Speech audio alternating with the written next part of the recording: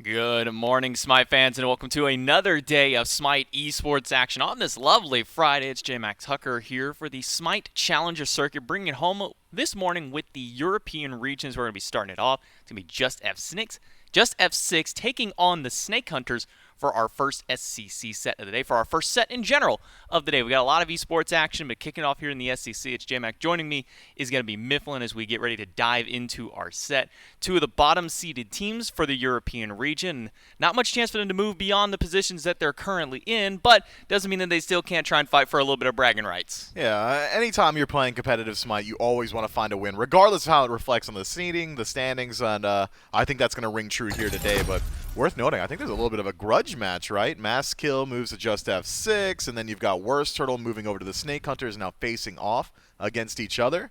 I don't know, man. Bragging rights might have a little bit extra weight here today. Could be a little bit of fun with it. As you saw, we had 3 SCC sets yesterday. That was the Pandemonium set, Tiburones, and Sleekness for those. Today is going to be our Just F6 Snake Hunters. We'll get Goodnight Nick and Team Joystick tomorrow to round out the SCC for EU. That'll be a fun one. You will not want to miss that. Looking at the standings, both these teams currently sitting at 1-7, and the next highest team up at 4-5, meaning that even with wins today, even with a win out for either of these two teams, it's not going to change their position all that much between 5th or 6th. They're not going to be able to get and break into that top 4. But as you were kind of highlighting, Masskill taking Worst Turtle's place here on Just F6. Now Worst Turtle with a new team with the Snake Hunters, having a chance to try and fight back against these guys and maybe kind of show them, hey, maybe you shouldn't have kicked me off this team. Hey, very, very exciting stuff, man. I mean, every opportunity I was given as a competitor to play against a team that had benched me, I went a little bit harder than I did any other time. So I'm sure we're going to see some sparks flying here today. Well, Just F6 are our kind of first team to talk about here. Toddy, Rotwin, Isotos, now Masskill out of the jungle, and then Lestemix from the solo lane. So still a majority of the same team that we've seen for most of this year. Lestemix out of that solo lane has been a really big point for them. But this dual lane between Toddy and Rotwin has kind of been one of those forward-running factors for this team in trying to get their early leads. And we only have one set worth of data on Masskill out of the jungle, but he legitimately impressed me a lot inside of his set. As a newcomer coming into a role that requires a lot of synergy with your team, Masskill was able to perform on week 1, having some of the better performances on this squad. So make sure you keep your eyes on this guy, especially considering, again, he's got a little bit of a grudge match up against Worst Turtle on the other side. Yeah, and it's definitely probably I would say maybe the hardest role to just jump into would be jungle. You could jungle. just set the hardest role. You don't have to qualify. No, I'm going to say to jump into with a brand new team. All right, what's a harder role? A harder role in general. I'm going to throw support out there, honestly. No. I'm going to throw support, but here's the thing, J-Mac. Let's okay. go into it for a second. What happens when your support dies? You're like, oh, okay, that's fine. That's a good trade. My support died. What happens if your jungler dies? Now you have Everybody's complaining. That's fair. But if your support is dying, then you don't have a frontliner for any of your fights, and then who needs a frontliner? Then he's just as useless as any of the damage dealers. No, they're barely frontliners as is, man. What's a level 12 Ganesh gonna do against my level 20 Hun bots, man? Nothing. Nothing. They're going up against the Snake Hunters, essentially a brand new team here. Wengu, then you have Mecha Black, Chekyo, Worst Turtle, and the Ray Shadow from the solo lane. They kind of got their nice little debut last week up against their former matchup in Elysium. And Elysium's not a fun one to throw a new roster at considering how seasoned they've been throughout the season. But Snake Hunters do have some good highlight points between their mid laner, a nice little range of it. And it's players who have been around the scene for a little while. They just haven't had much time to shine here in phase number 2, kind of jumping up from SOC into SCC for this former team. But Chekyo is one I'm going to be keeping my eyes on. A lot of these mid laners are ones that you really got to pay attention to. I mean, we saw it yesterday with Angry out of Elysium. It's a player you just cannot leave alone. Yeah, and Snake Hunters may have struggled inside of that last set. I believe it was a 2-0 win for Elysium. But we saw some good team fighting around the mid game. The neutral objectives really were contentious inside of that set, but it was more so the macro game where we saw Snake Hunters struggling. It was, okay, we found a pick. What are we going to do with this space? What are we going to do with this time? And very often they did not have an answer to that question, so we'll see this week if they rectified some of those issues. And one benefit that Worst Turtle does have going up against his former team is he knows how they like to play. He knows how they like to draft. So hey, maybe in these picks and bans for Game 1, we'll get to see a little bit of shake-up here. Maybe Worst Turtle can say, hey, this guy likes playing, X, Y, or Z God, so let's go ahead and take that one away. These guys really love to play towards the early game. Let's go ahead and maybe counter something out for that early game. We'll see how things shake up here in the drafting phase. The EU likes to stick it a little bit closer to the SPL. They go for a lot more of the standard SPL picks and bans. So I'm expecting a lot of RTOs, Umojis to get banned away. Even some of the top mages like Tiamat and Raijin probably at the top of the list for some of these bans. Yeah, we've seen Tiamat work her way through the ban phase, at least the first ban phase, a couple of these SCC sets, and then she drops like 50,000 damage in like 30 minutes, and you think to yourself, oh, I don't know why we let that one through. But as of right now, one of the main standouts inside of this ban phase is that Geb, Sylvanas, Khepri, all still available and all very highly prioritized. And there's no way all of them are going to get banned away now. There's been 4 bans going through. It's 2 assassins and 2 mages. One of those being the Tiamat, who picked up 2 quadra kills just yesterday. By the way, we did see the one. We got 2 sets, 2 individual quadra kills. There was one in our set that we had, and then the second set of the day also had a quadra kill. Third set. Fortunately, there was no Tiamat quadra kill. It was actually a Tiamat loss, but I mean, it would have been nice to see 3 sets, 3 quadra kills. I mean, there was a quadra kill in the SPL, so maybe there's at least 3 sets, 3 quadras. But first bans coming through: RTO, Kamazats, and Set all banned away by just F6. The Tsukuyomi, interestingly enough, Hell, and a Tiamat on the other side. That leaves up Odin and Geb that you were just talking about a little bit earlier. Yeah, Geb actually getting prioritized over Khepri, not something we see super often. Scarab's Blessing is just such an intense tool, but with recent buffs to Geb, giving him actual base damage on the Cataclysm Ultimate, allowing him to find kills and get a little bit of value even if your target's low HP. When you land that ability, means that this god is looking a lot better. A little bit more of a question mark, though, is this On Her getting picked so high up in the draft. It's not a bad god. He's got great damage. The build works very well with him. If you want to go that ability style with Transcendence, Jotun's Crusher, On Her can really utilize that. But he's not a very highly contended pick, right? Like, we're not seeing On Her bans. We're not seeing a lot of teams take this god. So it is surprising to see him picked so high up, especially considering one of the best hunters to utilize that ability build is Ull, and well, he's still available. Yeah, so far he seems to have fallen by the wayside. We'll see if maybe he gets picked up here as a double hunter composition for Snake Hunters. Instead, Cerberus will be their final pick on the opposite side of the board. Fenrir and Sol. Fenrir, a god that we almost are really only exclusively seeing in this EU scene. The NA SCC has kind of fallen away from this god. There is still some flexibility with him, whether you want to run him jungle or whether you want to run him in that support role. There still is an option either way. As the next round of bans start coming through, Chiron, so one of those ability hunters, starting to be taken away. A Loki on the side of just F6 to kind of deal with some of the jungle. And Loki has been kind of one of those assassins who's been rising back up because of the changes to jungle. Yeah, Loki has been a very good, strong early game pick and has decent scaling into late, and well, now with items kind of ringing his way, that late game scaling only gets better. I think Fenrir is in an interesting spot right now, J-Mac, in that I'm not sure how this 8.9 meta shift has really affected his capacity to jungle. I think his support is going to stay largely unchanged. You can still go for that Blackthorn Hammer, the Gauntlet of Thieves, and be that kind of tanky, pseudo-tanky frontliner that does a little bit more damage than some of the carries would like to deal with. But inside of like a true assassin role inside of the jungle, are you really matching the damage output of some of these other assassins? Are you able to utilize the build to the same extent? You're still incredibly squishy. Brutalize puts you very exposed inside of a team fight. You're not tricking anybody when you utilize that ability. So I think maybe that bruiser style would more so lend itself to support. Maybe we see Fenrir kind of locked into that role, is what I say, as Khepri gets locked in, somehow working his way through 10 entire bans and like 9th pick overall. Yeah, and not just that, Uller, also unseen between both of them. They just kind of walk right past. We have an On Her and then a Merlin, so we know that this On Her isn't going to have any kind of flex over towards mid and then throw an Uller in one of those spots. The Merlin's locked in, so that's both the mid and the side lane carry. On the other side, you have the Sol and the Hachiman, so that's the mid and side lane carry. And a Hunbatsu makes it all the way to 10th pick, which I'm actually a little surprised that Hunbatsu hasn't seen a little bit more priority. We saw how Captain Twig was able to pop off with him in the SPL on his debut week. We've seen a couple of other players have this more so target banned against them, but outside of that, we haven't really seen a whole lot of Hunbatsu just yet. I think he's a really good god. I mean, Hunbatsu as he stands is always going to be just kind of an ultimate bot, right? Like, it's the best ability inside of his kit, so you just want to utilize that for the team fight because it is legitimately one of the best AoE CC abilities in the entirety of the game.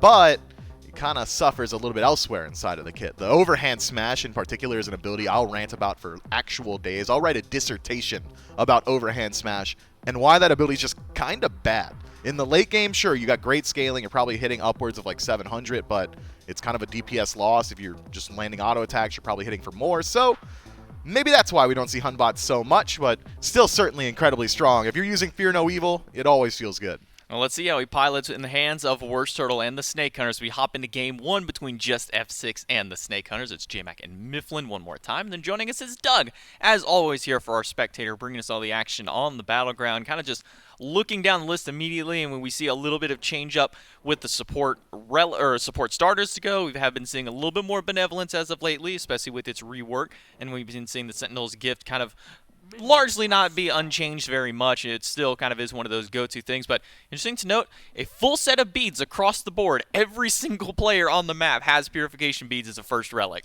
Yeah, when you're playing against Fenrir, you want beads because Ragnarok is a death sentence at level 5, and when you're playing against Hun bots, you could say the exact same thing about Fear No Evil. That is the threat that both of these junglers are bringing to the board very early on. So, expect a little bit of a quieter early game with nobody having Horrific Emblem, nobody has Blink to engage these fights, Heavenly Sprint not available either, means that it's going to be really hard to pick your engagements. So for now, I'm expecting a little bit more so of farm and contention around the macro game, neutral objectives, neutral farm, mid harpies. That's where we're going to see our fights. Oh, we're seeing Maskill already going in with the aggressive leap against Worst Turtle, but he'll turn it right back around. The somersault in, and then the Sacred Monkey is the extra damage after. Worst Turtle strikes an early pre-minute first blood. Yeah, I can't believe Sotos thought it was safe to stand there. Maybe I just stand on tower line up against this Merlin. Maybe not the best positioning for him. Immediately gets turned on. The jump from Hun bots actually applies a slow to Saprate a little bit late to come out. Also missed the second ability, so Soul forfeits her life immediately. Luckily for Sotos, died so quick, didn't even have a chance to use his bead, so at least maintains that defensive relic.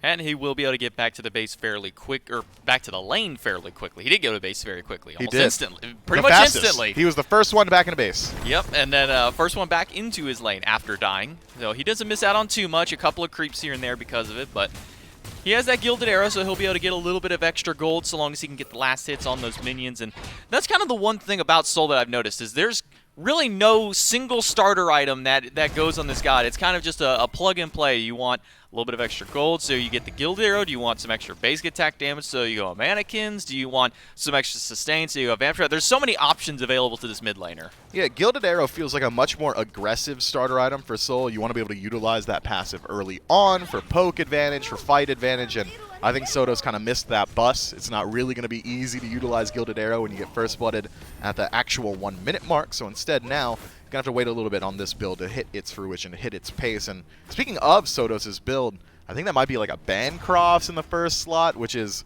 pretty interesting, is how Mifflin would word it. Bad is what aggro would say.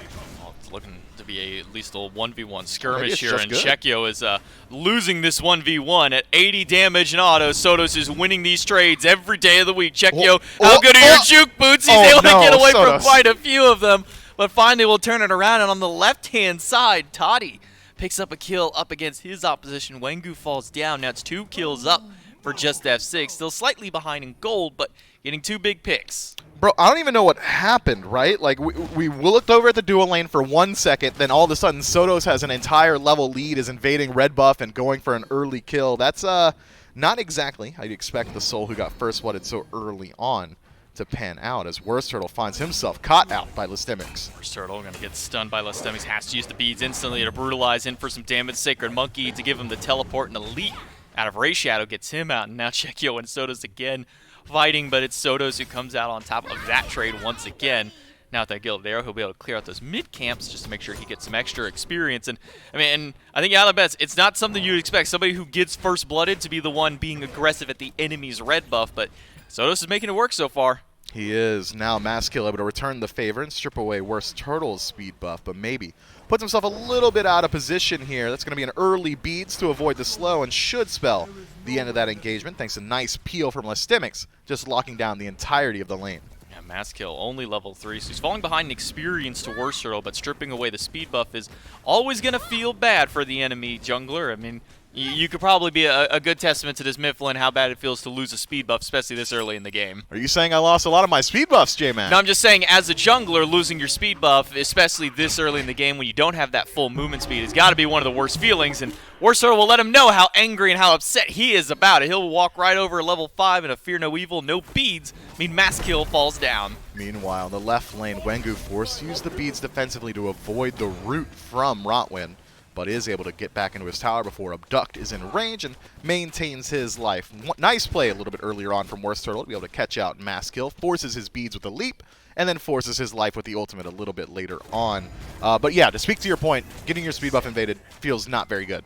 I think any buff being invaded is never going to feel good. Well, I don't care if red gets invaded. I'm not a mid laner. Speed buff the worst, though. Yeah. Well, especially 100%. because you don't have full movement speed online yet. You're not level 7, so you don't have the full benefit of having that passive movement speed increase. So now losing out on that means that they're just going to be that much faster than you, not just because of levels, but because of stealing that buff. But Worst Turtle doesn't seem to be too scared or too pushed back by it. He does get that second kill on the board for himself. He's 2-0, has his Transcendence ready to go, already putting stacks on there. So he's going for a very heavy-hitting power spike early on. Yeah, also has an entire level lead over Maskill, who just ticks over to 5, having cleared out his own speed buff, and Worst Turtle has been sitting comfortably at 6 for about a minute now. So Snake Hunters have a distinct advantage inside of the jungle fight and have an easier time burning beads off of Just F6 with their composition, be it Cataclysm from the Geb, Stygian Torment for Ray Shadow, or even the Fear No Evil from Worst Turtle, whereas on the other side, Just F6 generally are going to be relying on either Rotwind to do it with Abduct, which is a single target, or Maskill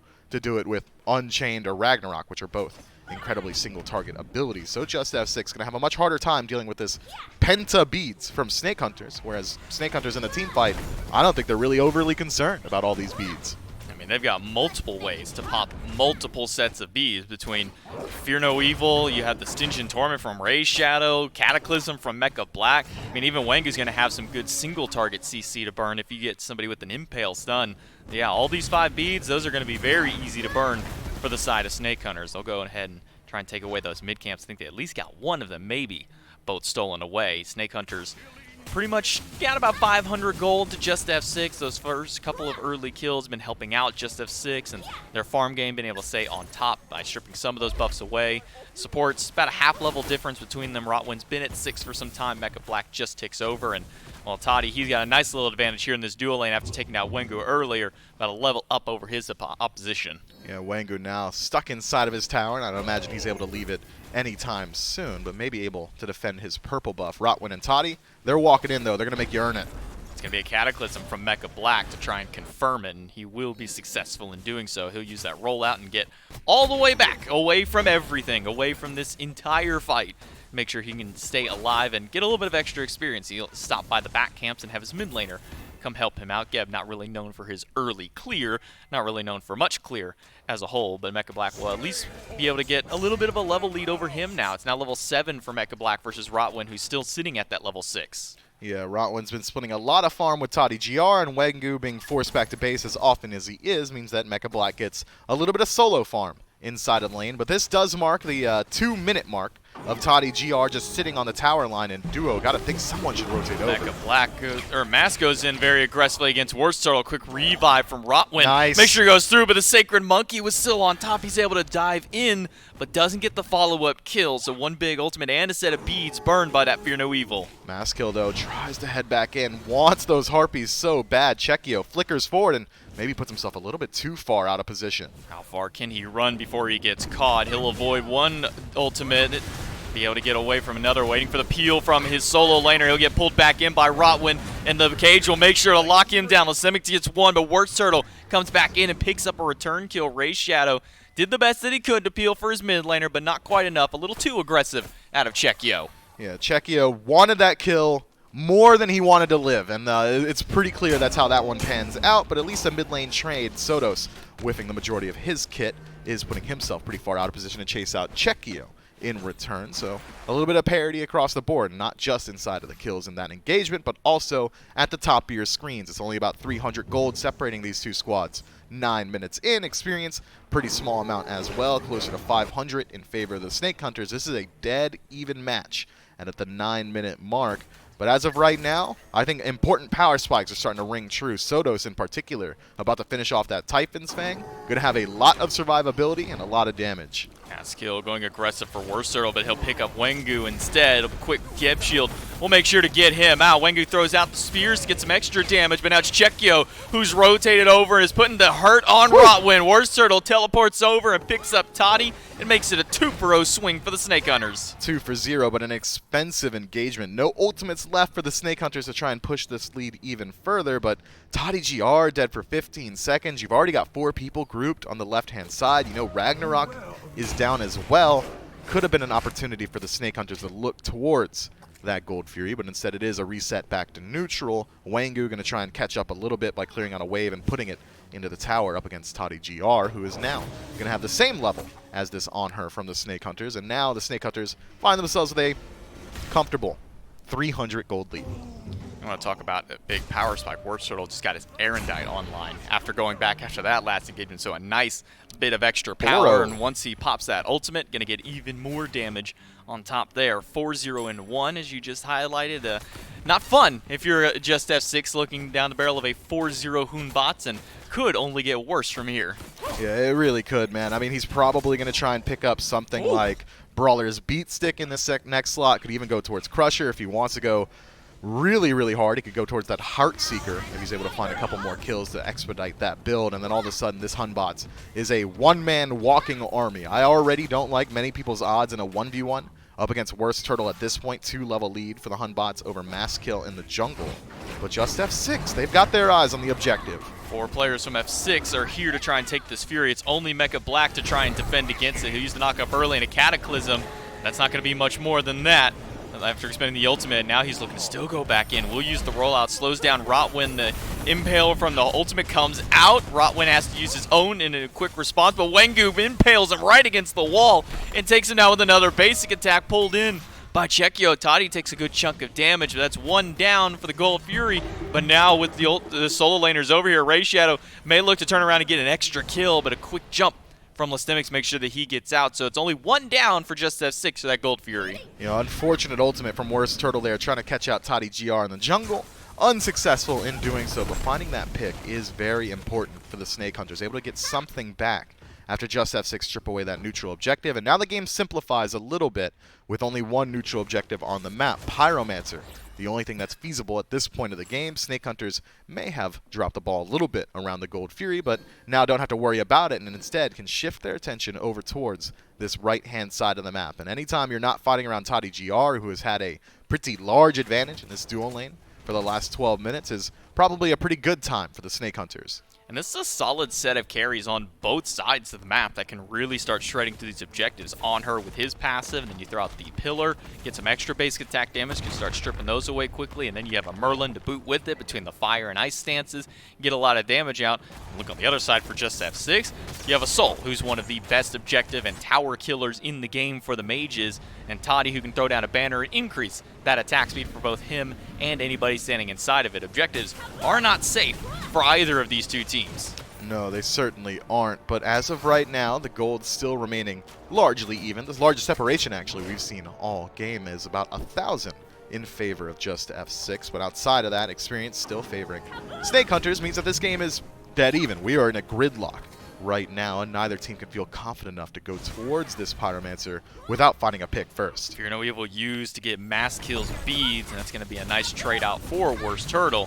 Good now shield. Somebody else can grab it. Geb Shield will make sure to keep Chekio at bay, get him out of the route, and Sodos will have to go back under the tower one more time to clear out this wave. Mecha Black trying to make as much use of this Geb as he can. Solid Cataclysm, solid Stone Shields across the board. Try and keep his carries alive. Wengu has been kind of the primary target of making sure to get as many Stone Shields. Has been needing a little bit of help in the cellular game, but now that Wengu has been able to catch back up and has a 2-kill versus 1, could be fine for him. A jump in by Masskill looking for Chekio. That'll get the transformation, and a Ragnarok picks up Mecha Black, who does not use his own beads. Instead, he'll just roll right on out as soon as he's dropped out of the mouth. Yeah, it looked like Masskill got a little bit mixed up inside of that fight. I don't think he was looking for Mecha Black with that Ragnarok, but that is exactly who he finds, and expert usage of, or rather expert non-usage of the beads means that Mecha Black maintains that defensive relic, and you look at his HP. He is not the worst for the wear. Nah. He's feeling fine. Yeah, he's doing A-okay after that. Now that he's got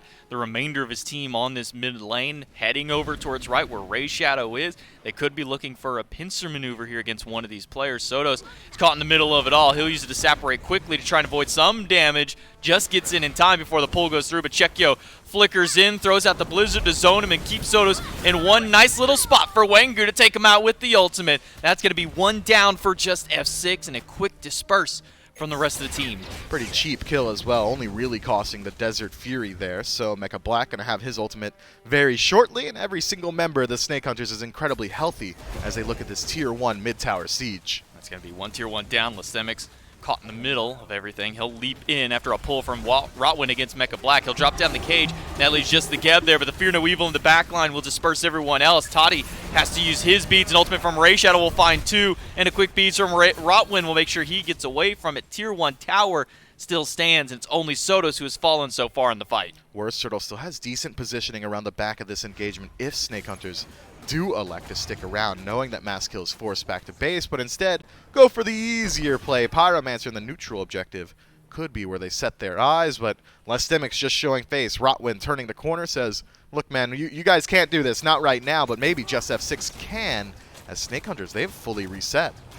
Toddy will drop the banner down to get some extra attack speed and just try and keep themselves ahead. They are still in the lead as far as the gold is concerned, a little over 1,000, and add just a little bit extra here, and that'll bring him closer to that 2,000 gold lead for just F6. Snake Hunters, they had the experience earlier, but now that solo lane is starting to creep a little bit more in favor of just F6. The rest of the map is fairly even aside from the jungle. That's where we see the other larger disparity between the two teams. So experience, for all intents and purposes, null and void. Sotos on the middle of 3, he might be taken out as soon as that Disapparate ends. Cataclysm used, but a quick ultimate from Rotwin makes sure to get the mid lane around. Now Worst Turtle's in danger, but Chekio puts him down in the Arcane Stance. Lystemix goes through, drops the cage in the middle. Mecha Black is the only one stuck inside. There's a cutoff point for him to finally make his way out. Lystemix is still walking forward. Mass Kill just gets a little bit over-aggressive inside of that fight, sees that Worst Turtle has used the leap and says, all right, now's my chance. And well, Chekio maybe sticks around a little bit too long in his own right,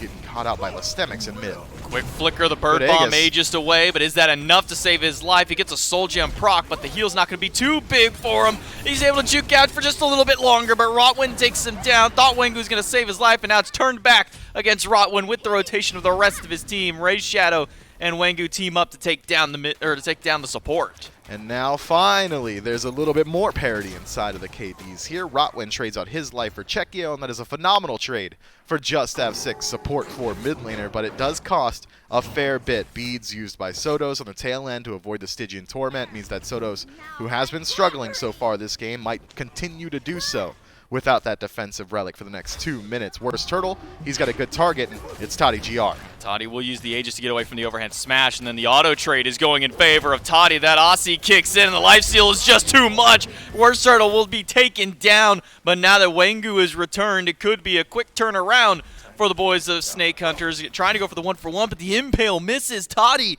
He's going to break his ankles and walk right out. Yeah, Worst Turtle, you cannot win that 1v1 up against an Aussie procced Hachiman. Pretty easy for Toddy GR to land those auto attacks when he's barrel stuffing, and well, it wasn't even his choice. He's just playing against a melee god. Hunbot's not the best for that scenario, and Mass Kill certainly going to take advantage by stripping away yet another speed buff. These junglers, we said it was a little bit of a grudge match. They have been stealing a ton of speeds in just game 1. Not just speeds, the rest of the jungle has been in danger. Mass Kill jumps on top of Wengu. Wengu will leap in place, and with the Stone Shield, that'll make sure that Mass Kill walks away, but he's got half his health down, and it's an Oni Fury start by just F6. The Frenzy pop, which means they want this objective. They'll be able to grab it with that Supernova from Sotos, making sure to confirm, and Lystemix playing the zone will make sure the rest of the Snake Hunters cannot walk forward. Just F6 get another Fury. Yeah, Just F6 are just doing a much better job looking at these neutral objectives. Pyromancers, Gold Furies for the most part going their way. Totemaku also, I mean, to a lesser extent, has been going in their favor as well. And Snake Hunters have a different ideology. They said, look, we want the team fight. That's where we want to be. We want to take these engagements, and it's reflected in the slash line 10-5, or 9-5 rather. Just going to go ahead and round up. But look at the gold. Look at the experience. It's all starting to swing now in favor of just F6, who have played the macro game just a little bit better. Nearly 5,000 gold up on their opposition.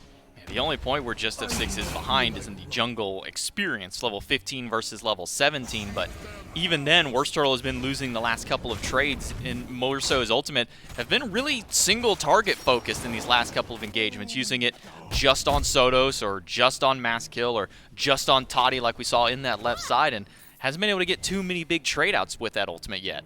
No, he has not. So what is Snake Hunter's answer to this situation? So far, Snake Hunters win in a 5-on-5 engagement, have won the majority of their fights, but have not gone to a single objective in their time. But 20 minutes in, all of a sudden, objectives are a little bit easier to go for. If you find your kills, people are going to be dead for a lot longer. So if the Snake Hunters can maintain this pace of just winning fights from a deficit, they might be able to transition it into a Fire Giant at this point. It's the only neutral objective standing as of right now, so it's a pretty simple decision to make. But Just F6 are going to go ahead and try their best to slow down this pace yet again, and why not? It's been faring well for them. They've been going for the much slower fight pace. They're not really getting overly proactive on the map. They're waiting for Snake Hunters to slip up, either by sending too many people back to base and opening up the door for Pyromancers or Gold Furies, or just by showing presence on the wrong side of the map, and that's netted Just F6 a pretty nice lead.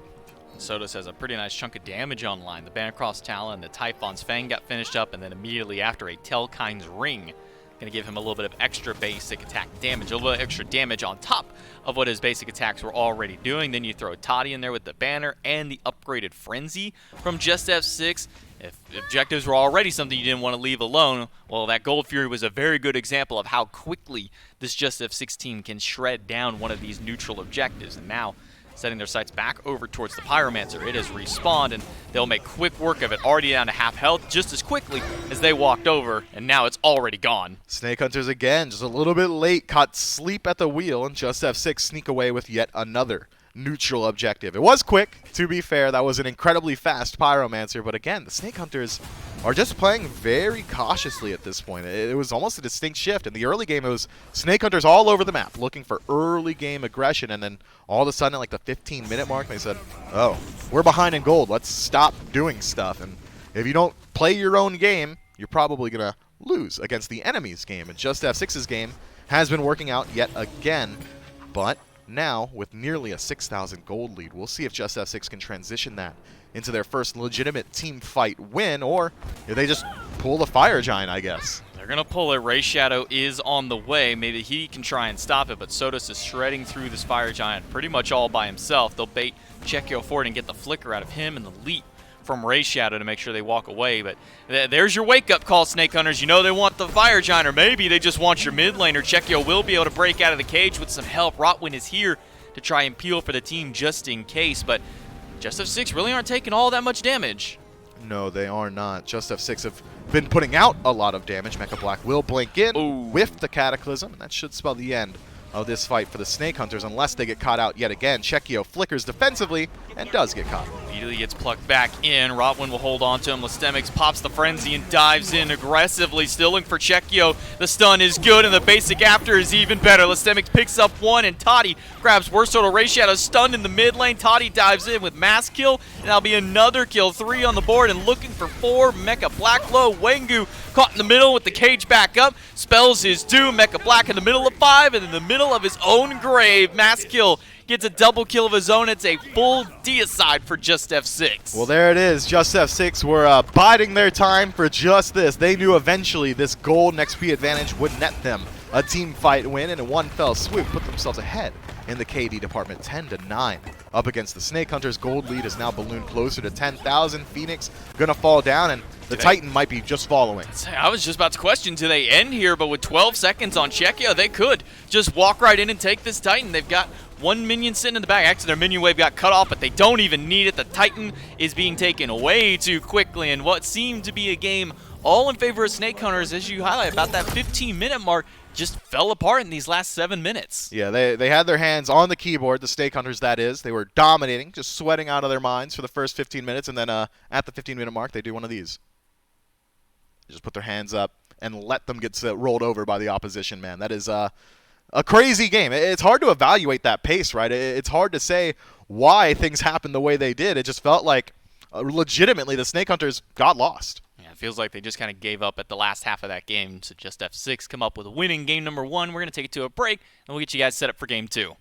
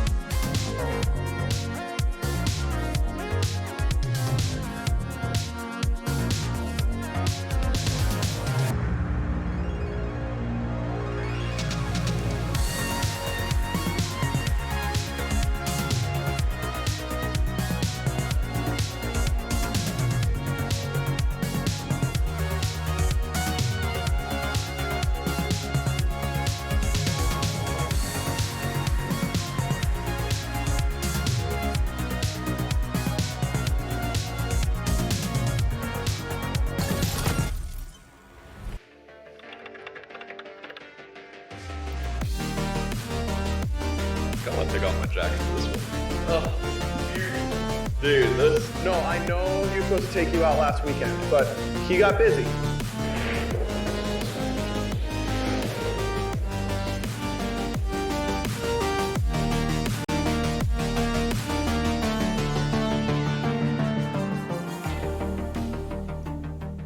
Make sure to tune over to our YouTube channel at youtube.com/SmitePro for all of our behind-the-scenes action for the Smite Pro League. We got interviews, 1v1s, trivia, and that's just stuff that comes from our media days in general. Then we have also things like the Roster Apocalypse video, Agro's Opinions, the SPL Weekly Recap that's just joined the roster. There's so many things that you can see at our YouTube channel at Smite Pro, so make sure to check that out in your spare time. But let's get ready to hop into our second game of our first set here, just F6 with a nice win over Snake Hunters in game number 1. In what felt like a fairly stalemate first 15 minutes, Snake Hunters controlling the kills, but just F6 controlling the objectives. And then it just kind of felt like Snake Hunter slammed the brakes on themselves, and just F6 were able to run right past him. Yeah, just F6 won the game of Conquest, and Snake Hunters won the game of Arena, but unfortunately for Snake Hunters, we queued into a Conquest game, so just F6 is going to be the sole holders of a W inside of this one. As far as Game 1 is concerned, and I think you're right to say it really was just early game dominance from Snake Hunters, controlling the pace, taking engagements wherever they wanted on the map, and then eventually they just, fell asleep. It kind of just felt like after that failed gank in that left side where Toddy got the solo kill over Worst Turtle, kind of just felt like the end there, because I can't recall another time where we saw Worst Turtle really use that ultimate in an impactful way. You know, previously it was, okay, can I get those beads burned from them so we have it for the next fight? That way, you know, Mecha Black can get him with an ultimate, or maybe, you know, Wengu can just get a nice impale against a wall. But it really just felt like that one dual lane gank kind of spelled the beginning of the end. We didn't actually get to witness this kill because we were watching the 1v1 between the mid laners, but we did see Toddy rotate all the way over towards that red and then go back to purple, and then that kind of spiraled dual lane out of control. And then here at that 17, this is what I was talking about. It felt like it was just kind of beginning of the end for Snake Hunters, where they really weren't able to kind of pick themselves up after that loss. And then from there, it was 100% just F6 all the way across the board through superior macro play. They had net themselves about 7,000 gold in the lead before they legitimately won a 5-on-5 engagement inside of this match. So by the time they did finally take a 5-on-5 engagement, that 7K lead meant a lot, and the Snake Hunters were not quite able to fight into that kind of deficit, and it was a clean 5-for-0 trade in favor of the Order team. Just F6 walk out, what was it, 10-9 in the slash line, and they netted the last 5 of those skills in the very last minute of the game and win right off of it. That's clean, man. That's just clean.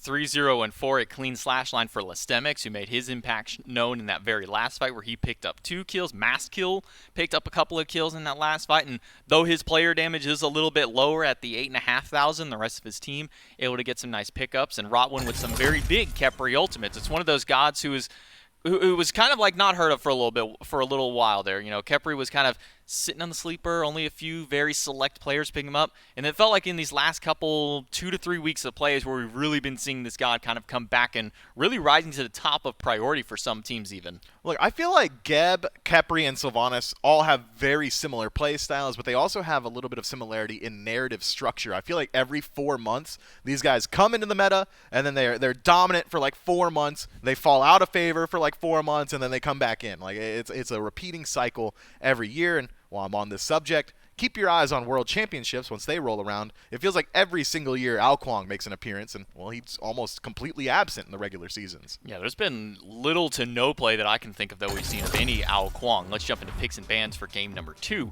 and see if anything shakes up this time around. We saw, what was it, like a 9th pick Khepri come from just F6. I imagine that's something that Snake Hunters would probably want to ban away because there were so many picks that they tried to go for that end up being a net 0 because of it. Instead, we will see similar bans as to game number 1. Camazot's the first ban for just F6. Snake Hunters, they'll take away the Tiamat yet again. And after yesterday's games with Tiamat, absolutely no surprise. I think every team in the SCC level should be banning this god away. Yeah, Tiamat is just so dominant. It has so much damage in her own right, pretty easy to execute on, has okay split push potential just by dropping some lizards inside of a lane. It's not as strong as it once was, as it was on release, but still is just enough to push favor in these late game skirmishes around neutral objectives towards the Tiamat. So it makes sense to me to see that one banned out. And you know what else makes sense? Snake Hunter saying, hey man, Odin's pretty good. What if we just don't play against it? Yeah, what if we just get rid of that god? What if you just don't get to play? And just F6, they'll keep their bans completely the same. No need for them to make any kind of changes. Camazot, Set, and RTO, their first 3 bans. And on the other side, the Tiamat and Odin, as previously talked about. And I'm curious to see where this third one's going to go. It will be the Soul. They felt that may have been a little bit more of the problem in that mid lane. And to some degree, I can agree with that. Yes, the Soul was a problem, but I still feel that Khepri may have been the ban they wanted to go towards just F6. They can take that here in the first slot if they wish to do so, but instead they're going to put some priority on this Fenrir. First pick for Maskill. Okay. Yeah, man. Fenrir is a pretty okay pick. If it goes into the jungle again, that's fine with me. It just feels like there is, again, a lot of priority picks that are still out there. Yamoja comes to mind as something that is incredibly strong at every facet of the game. The Khepri that you were highlighting, we've seen Uhl a lot at the SPL level, but if I were to list every single meta god that is still available and not selected as Chiron gets locked in, I think I'd run out of breath before we're done with P's and B's. So instead, let's evaluate what we've got on the table here, and it is a Chiron Sylvanas duo lane locked in for the Snake Hunters, and that is decent kill pressure. You've got good CC lockdown from the Sylvanas, decent sustain from both of these gods. Chiron's passive heals whoever is the lowest HP near him as he casts an ability, and Sylvanas' second ability is just a heal, so it's going to be very annoying for Just F6 to contend with this lane. And on the other side, there's that Khepri we were thinking about finally locked in. And an Osiris to boot, so a couple of change-ups in these picks and bans early on. We do still have the Fenrir and the Khepri, so we have a little bit of the core here of Just F6 in that 3v3. Now you have an Osiris in the mix, so this tells me that this Osiris is going to be going over towards the solo lane. Then a Giannis gets locked in as third selection. You know, Raijin is still one of the top mages out there, but it seems that neither of these teams really care that much about the Raijin. As we saw in the previous game, it was a Soul and a Merlin were the two priority picks. So with the Giannis being locked in to kind of couple along with the Sylvanas, a lot of wave pressure, a lot of kill pressure for the Snake Hunters, and it's kind of an upgrade from what they had as far as kill pressure last time around. You know, On Her is good for clear, but then you throw a Geb there and you're kind of negating all that super early pressure that you may have had. So as of now, bans rolling out. Snake Hunters haven't taken the Yanis for themselves, are going to go ahead and allocate their last two bans towards mid laners on the other side. Raijin and Morgan Le Fay removed from contention here, so Just F6 going to have to dig a little bit deeper into their god pools. But in response, Just F6 says, hey, you don't have a jungle selected? Let's go ahead and get rid of some of those picks. Loki makes sense to me. Thanatos does not, but they're both banned. Well, I know in the NA side, I know Cope is a player who really likes to go for this Thanatos, so maybe seeing what he's been able to make work in the jungle with that pick maybe just puts a little bit of fear in Just F6. They'll take it away, but that leaves open a King Arthur for Snake Hunters, so we'll go ahead and grab that one for their fourth pick. And Just F6, they'll grab the Hachiman one more time, so that way they can get something comfortable for their hunter. And a Persephone, who's kind of been in and out for the mid laners. I'm not going to say that she's been at the top of the priority. I'm not going to say she's been at the bottom of the priority in either of these regions, but with only one game played for the EU SCC, it seems that this region specifically isn't really looking towards this. Got an interesting ninth pick here in the game and a last pick for Just F6. Yeah, I think Persephone is a little bit of a sleeper pick. The SPL has seen her a couple of times here and there. A couple of guys like going towards it, but not really one of the ones that you see a high priority towards. But her damage output is incredibly strong. She's got a great ability to lock down entire lanes with damage. I'd argue that like her flowers are CC with damage. You don't want to stand near them, so generally you're going to swing wide to avoid them. And then Grasp of Death is just a nutty ability, man. I mean, not many abilities are going to reward you as heavily as Grasp of Death when you miss it. You can just hit a wall near somebody and they're locked down. I mean, you slam a wall and now half that lane or more is completely cut off. An entire portion of a jungle gets taken away by that ability. And then Snake Hunters, their answer back to all of this is a Thor for their 10th selection coming in the jungle, because we do have that King Arthur locked in. I doubt we'll see King Arthur go jungle. It'd be interesting, but I doubt it's going to happen. So a jungle Thor kind of coming back in to bring the assassins in for game number 2. Snake Hunters need a big game 2 here if they want to take it to game 3 and keep their chances of winning alive. Let's see if they can do it in game number 2. Just F6 with a big win last time around, and still keeping a lot of that same core that they had there with the Khepri and with the Fenrir, changing out a couple of the pieces around it. Yeah, I'm really excited for this one as we jump straight into it. Thor is a pick that I think is really, really good right now. I'd argue that Scream took it a little bit too early at the SPL, picked it during 8.8, but here in 8.9, this god has got a lot of scaling potential, still has phenomenal CC lockdown. If you pull a lead with Thor, it is incredibly stifling, feels really hard to deal with this god, and has a good ability to find that lead as that global ultimate does become available at level 5. So keep your eye on Worst Turtle, who had a great performance in the early game of game 1, actually starting about 4-0, and then from there I think he ended the game at like 4-2. So maybe great early game, a little bit slower late game. Thor though, a god that can really push those leads a little bit further.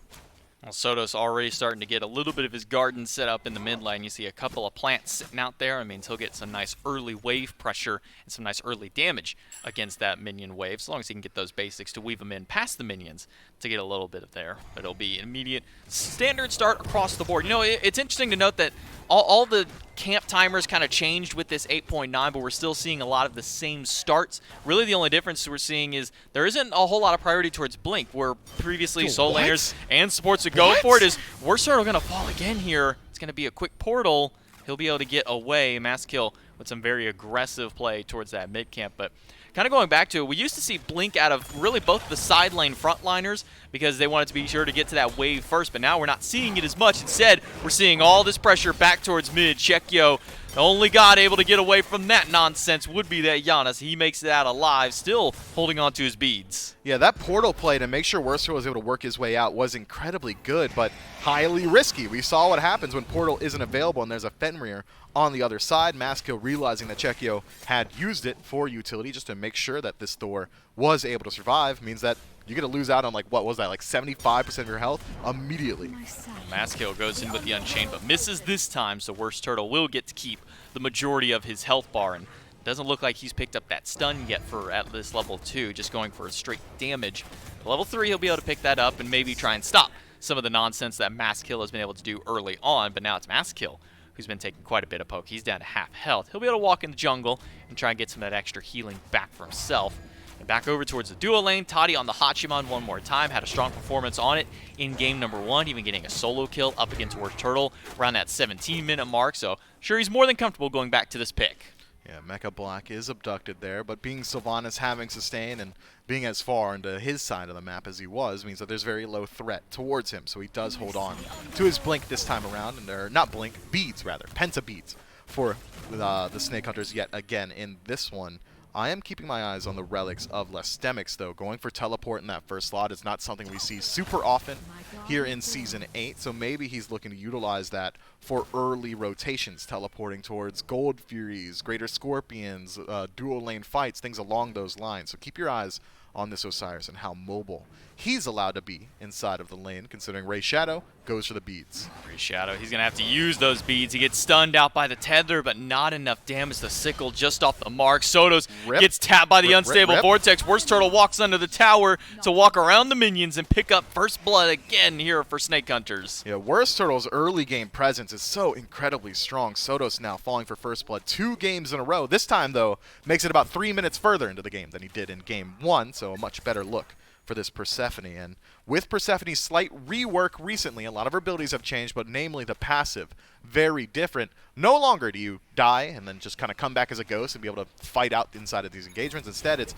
you die, you come back as a ghost, and you, I don't know, play like Stardew Valley for a second and just plant some indescript plants, do some botany simulator, I don't know. Yeah, that's really about all it is, and you can't even see anybody else. It's just a cold, dark world all your own in the grayscale. You got to throw a few plants out, and then, well, you hit that right click, and now you're finally respawning back. And then you'll have a few extra plants on the map, but that's really about all you'll have is just a few extra plants able to come back in and make their way back towards this mid-camp, try and clear it out. And going for a Tier 2 Enchanted Spear as they start here immediately after the Sands of Time, getting some early pen online. Yeah, Soto seems to really like these early aggressive builds as Worst Turtle finds a dunk into the dual lane, tries to get Toddy GR and finishes him with a Berserker's Barrage. Wall still available, Rotwin on the wrong side of it, but with Scarab's Blessing, should be able to just go ahead and walk himself out of there. Great CC from Mecha Black and Wengu. Make sure that Rotwin is not in range to follow up with the Scarab's Blessing onto Toddy GR. Toddy as well, riding the horse out of range means that he doesn't have that safety net of the Scarab's Blessing, so he just falls down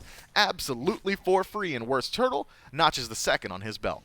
And Toddy does manage to keep his bead, so he uses the ultimate as the escape, but has that safety if Worst Turtle decides to rear his head back towards this duo lane. Meanwhile, Wengu loses out on his beads earlier on. Those are still down for another 50 seconds, so Mass Kill, if he so wishes, can make a rotation towards this side. And unfortunately for Wengu, he doesn't really have a way to peel Mass Kill off. Those dashes are not going to break that Brutalize, so there could be a potential chase down for Mass Kill if he decides to go towards that side. But it seems that Maskill is more concerned about getting a little bit more farm online, already falling behind Worst Turtle, about a half level between the junglers. Checkyo uses his beads in that small skirmish in mid, a little bit of a panic beads as he gets hit by the third ability of Kepri, and From there, Soto says, all right, I'm going to clear the wave, and I guess Chekio thought that Bone Rush was headed his way. It was not, and uses those beats. So 1 defensive relic loss for the Cianis means that although being one of the most mobile, if not the most mobile god in the game, could have a little bit of threat coming his way in the next 2 minutes. Well, Sotos will make it back to lane and just go ahead and clear out an early Divine Ruin to try and answer against some of the healing that this team has, namely the Sylvanas, who's going to provide some extra healing with the Wisps, and then a little bit of the self-heal that comes from Wengu's passive. Maskil goes in aggressively looking for worse, so an ultimate from Chekio will shut him down, and the shotgun fire from the ultimate's more than enough damage in the sky as Worst Turtle looking for a dunk target, but he misses Sotos and Rotwin wide. Ray Shadow hunting for Lestemics, uses the ultimate to pull him up into the sky. Mecha Black rotating over, but they're just looking for a way to maybe try and get a pick onto Sotos' Worst Turtle. Has cut off his path, and a duck from Rotwin pulls him back. Sotos is falling low. The wall holds him off. A quick revive. Make sure to get him back, but he's right in the middle of everybody again, and it's an ultimate from Mecha Black that puts him down. Ray Shadow credited for it. A stun against Rotwin. Worst Turtle loops around the back. Rotwin tries to run away, gets away from the unstable Vortex, but now that Maskil has rejoined the fight, can he turn this around for the boys of Just F6? He will do so and pick up Worst Turtle. Lestemics is trying to limp his way out of this engagement. Ray Shadow not able to chase into the Tier 2 Soul Lane Tower at the 6.5-minute mark. So at the end of the day, where does that leave us? Once the dust settles, it's a 5-1 KD for the Snake Hunters, but we've been here before. The early game is the Snake Hunters' domain, and they push that lead here yet again. Worst Turtle does whip that ultimate inside of the earliest parts of this engagement, but does not matter, as Sotos was very deep out of position, and the Snake Hunters do come out ahead yet again. But if you're able to rewind that clock all the way back to the initial engagement, that was Maskil jumping over the wall into the back camps of Worst Turtle, hoping for that Grasp of Death from Sotos to find some value across the board, but by the time Grasp of Death had hit a wall, Maskil was already down to about 10% HP. So that fight was kind of lost from the offset. Snake Hunters from there able to chase it out and net themselves a 1,000 gold lead. Up in the skies, Worst Turtle looking for Sotos. Will dunk right down on top. The unstable Vortex plus the double tap of the hammer puts him down. Worst Turtle with another kill on the board, 3-1-3 for the Thor, and another death on the board for Sotos at 0-3 on this Persephone.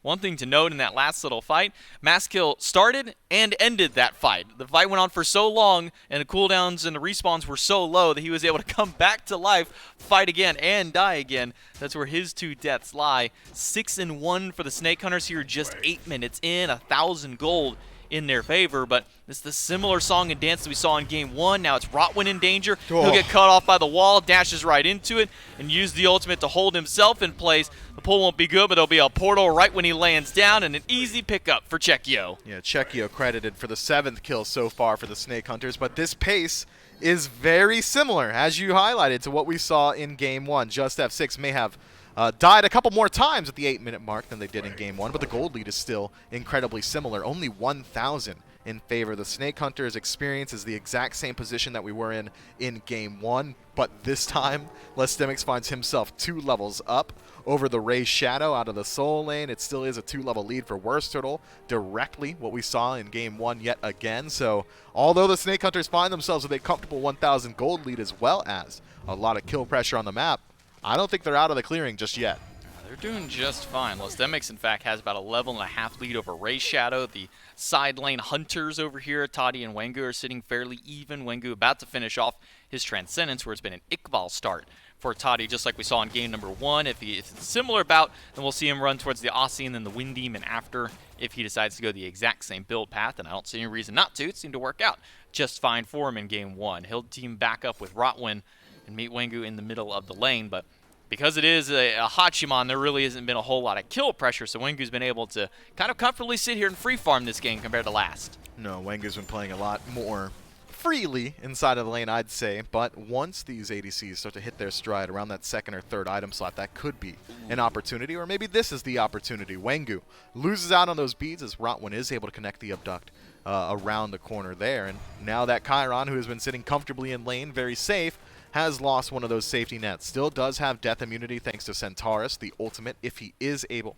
to finish off a kill with the ultimate, should be able to revive as well. So Toddy GR has his work cut out for him if he does want to chase out this kill. That should be a nice little call for Mastkill to rotate over towards this side of the map. It's been very quiet in the duo lane. Even game number 1, we got to see some action in duo lane in this early stage, but it's all been mid-focus for this Just of 6 and Snake Hunters team. Mastkill will use his ultimate to pick up Mecha Black and get the beads from the support. A quick retreat from the boys of Snake Hunters. The 0-0-4 Sylvanas, this Lotus Crown, giving him some nice early protection, been keeping his team alive in these early skirmishes.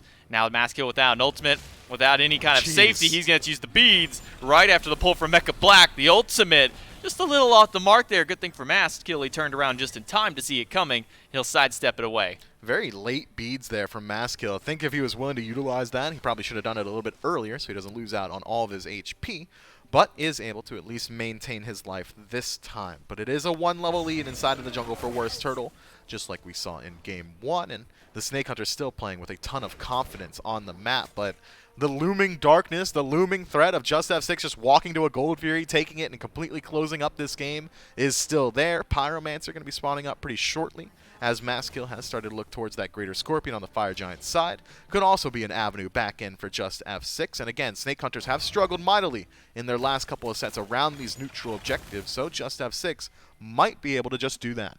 At 700 gold, 1,000 experience, we're 11 minutes in. You might as well just call it dead even. Even though it's 7-1 in favor of kills, an immediate spot out of that Anvil of Dawn will get the ultimate from Toddy, so an ult for ult, jungle for Hunter. We'll make sure that Snake Hunters have a little bit of extra pressure in that dual lane, remove one of those safety nets for Just F6. The Gold Fury is up, and with the Oracle Harpies going the way of Snake Hunters, they'll have vision on the objective. Wengu is here, doesn't have his beads. He'll use his giddy up after the root hits this time, so he'll be able to walk away. He will, and I think he's going to be spending a lot of his game walking away, right? You've got decent poke potential because you've gone for the ability build, Wengu that is, with Transcendence immediately into Jotuns, but as far as 1v1s are concerned, whoever's got Ikavale is going to win the 1v1. That's the extent of the analysis there. That item is just so strong in these Hunter trades, and then going towards the Aussie immediately afterward means that even if you do take a little bit of a poke battle, only one of these guys is going to be benefiting from sustain, at least as long as Mecha Black isn't inside of the lane. So Toddy GR is playing with a fair deal of advantage here in the 1v1 engagement, but both Hunters have their ultimates available. Toddy GR is going to be coming up very shortly, and both of them have both their relics available. So I don't think either jungler really is going to feel too great about rotating over. And kind of similar to game number 1, where it was complete control for Snake Hunters in the early game. It really wasn't until Lestemics started making rotations over that we saw Just F6 start to get some big benefits. Chekio will have to use his beads and the portal to get through the wall, but Mastkill will jump right back to him. Ultimate not going to be in time. Mastkill picks up Chekio right around the mid-Heartbeat camp, and now it's the potential power play for Just F6 if they can find anybody.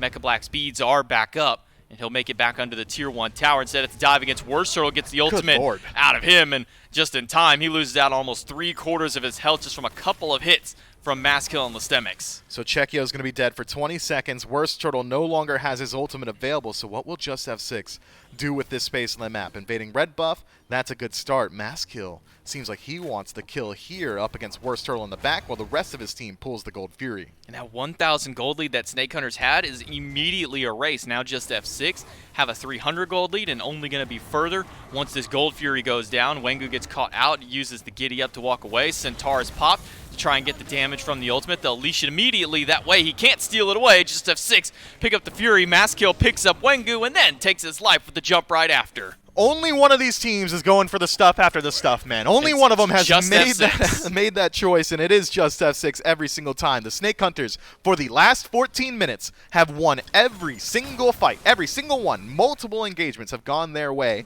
And then finally, at the 14-minute mark, Just F6 wins just one fight.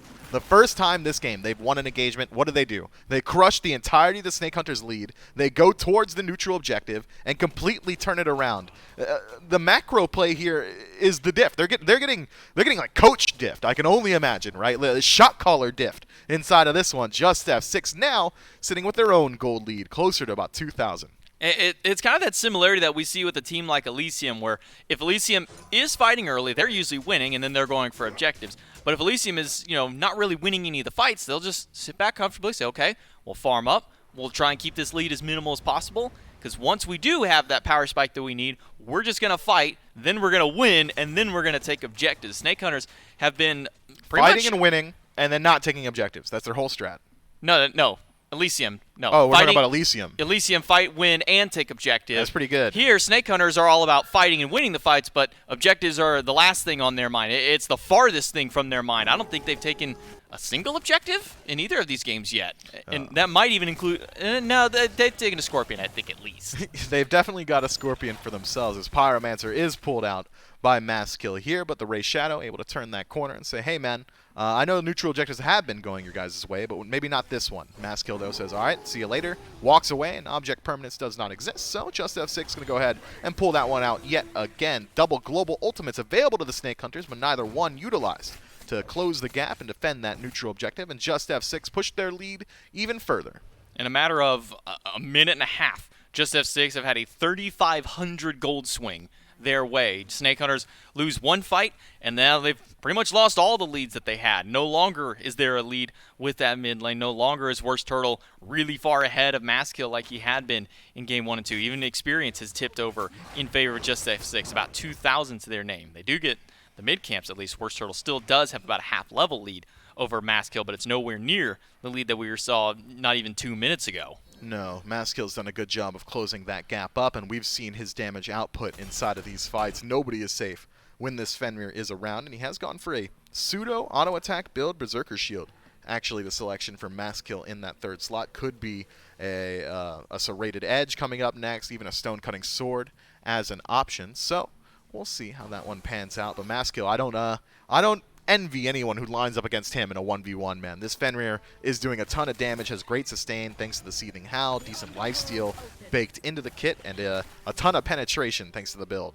Rotwin will spot Worst Turtle here in the jungle, and Worst Turtle will think twice about walking towards this Khepri, though. He'll throw out the wall and the hammer and get a little bit of damage. Unstable Vortex barely clips past. Now Mecha Black locked inside the cage of the Undying Grasp, and he'll be able to break his way out thanks to some help from the team. He'll be able to get away with a portal, but half his health already gone. Lastemic goes in with the ultimate, finds him, and is just chopping away at the tree. Nowhere for him to run. He'll get stunned out and taken out. Soto's credited with the kill. Worst Turtle going up in the sky with an ultimate, but is he going to dunk down back in the middle of this fight? Sotos has to deal with Ray Shadow and Chekyo, but Worst Turtle will land nowhere near the rest of the fight. Instead, he'll find Lastemics and Masskill as soon as he lands, and Masskill will pick him up. Chekyo tries to return that kill with the Unstable Vortex, but is not able to connect it through the wall. Meanwhile, Just F6 are able to connect with that Tier 1 tower and strip it from the map. I'm getting shades of the last game as they start to approach this Tier 2, and Wengu, if you get hit by any CC here, you might be in some trouble. Just F6 starting to run away with it. Tier 2 tower takes about half of its health.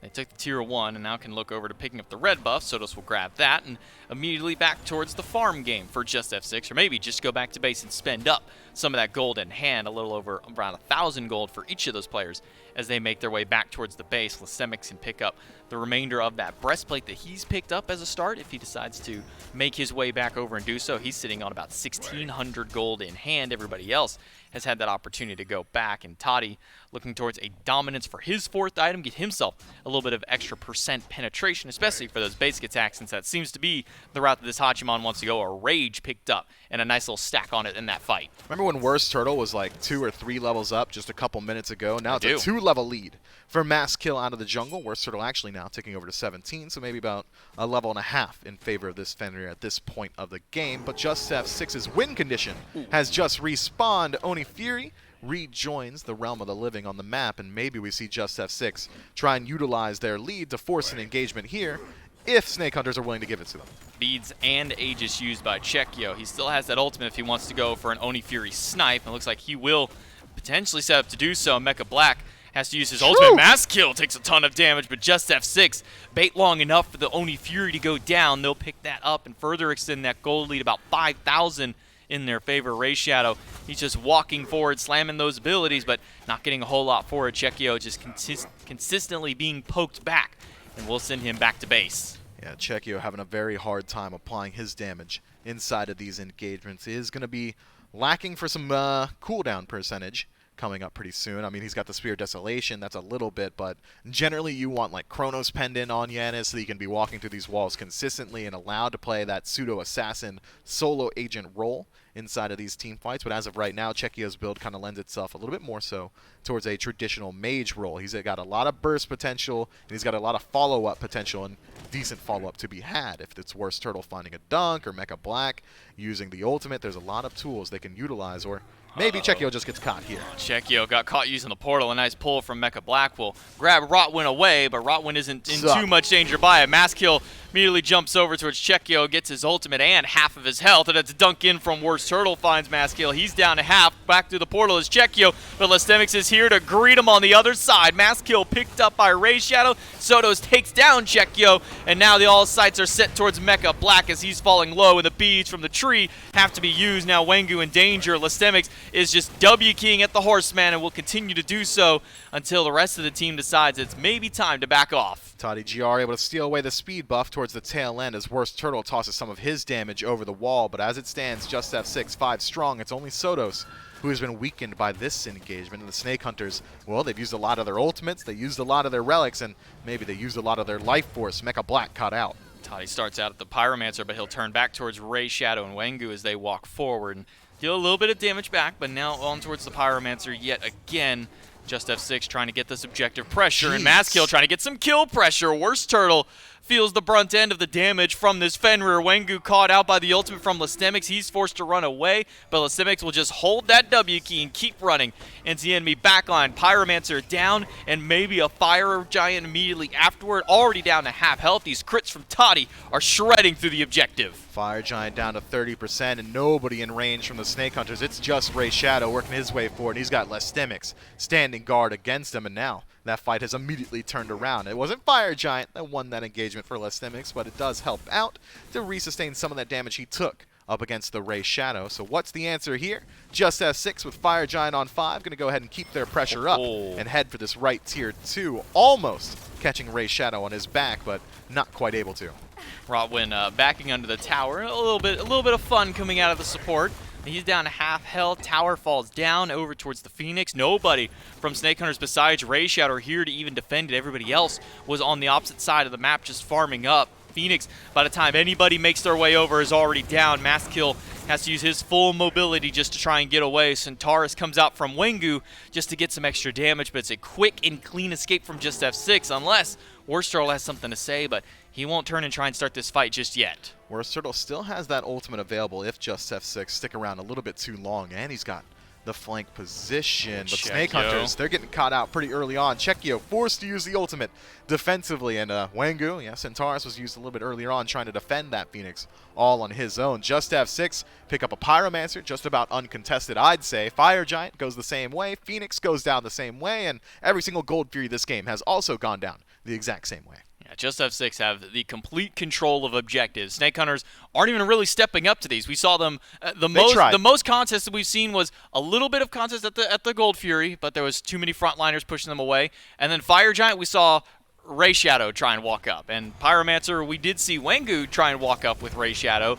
But immediately Toddy throws a couple of crits their way, and they say, okay, I'm sorry, I didn't mean it. You know what? Pyromancer's all yours, buddy. And now with it, Just F6 are able to extend themselves to a 9,000 gold lead, the largest one that we've seen between either of these two games. 7,500 experience, though that number matters a little bit less and less as some of these players start hitting level 20. Chekio on the wrong side of the map, and with no ultimate, could be a swift doom for this Giannis. Used the portal at his foot, and, well, that's going to spell the end of his doom. Aegis used kind of a Zapman Aegis there. Mitch throwing it out there, saying, yeah, a little bit longer, maybe I'll live. Yeah, maybe if I just go ahead and buy myself like 2 seconds here, running the numbers, you won't be able to get my Phoenix. No, that's not how this one pans out, as Worst Turtle throws his hammer aggressively and nearly loses his life. Luckily, has the Anvil of Dawn to work his way out of there, and the Snake Hunters, man, they look tilted. That's the only way I can describe it. I mean, they're trying their best to push out these lanes to try and slow down this Fire Giant power play from Just F6, but there's only one lane they need to be worried about, and that's the duo side of the map. Tier 1 and Tier 2 towers still standing for the Snake Hunters, and I don't think I could say that again like in exactly a minute and a half. No, it may even be less than that minute and a half. Tier 1 tower is already at half health. Rotwin will walk in and happily tank that for his Hunter, and Toddy with that Fire Giant buff will shred it through. 200 plus damage in auto once those minions walk in. Sodos is now here to rejoin them for the tier 2, and well, Mass Kill and Lastemics, they'll just go ahead and bully Worst Turtle and the rest of the team over in mid lane. While that right side Phoenix is down, minions are pushed very far back, so it'll at least be some time before they need to worry about those fire minions. Worst Turtle having a little bit of fun in mid, losing out on the majority of his HP bar up against Lastemics, as the rest of Just F6 all of his push HP left. bar. So yeah, that's all of it. Surrender vote started, and you better believe that's the Snake Hunters tossing this one up, despite how the names might pan out. Just F6 in a great position. Now the name is telling them that they might just want to F6. Ray Shadow gets pulled back in by the Abduct under a quarter health. Toddy goes up on the horse looking for a kill and ends up picking up GG. one. Might even be two with it, as Wengu is just biding his time for as long as possible. Double kill for him and a double kill for Mass. Takes down all 5 members of the Snake Hunters, and that'll be a quick rush into the Titan game number 2, almost as swiftly as game number 1 goes to Just F6. Hey, props to Snake Hunters where they're due. Every single early game they won. It's the only phase of the game that you play every single match, and the Snake Hunters won it handily in both games of this set. The only thing they didn't win inside of this set were the actual games. Congratulations to Just F6. Convincing team fights and superior macro play nets them the dub. Yeah, Just F6 come out with a big 2-0 win here. Both these teams were sitting at their 5th and 6th seeds respectively, but now we'll actually finally get to see a little bit of difference between them at the bottom of the standings. Let's go ahead and take it to a break, and then we'll come back to close out the set.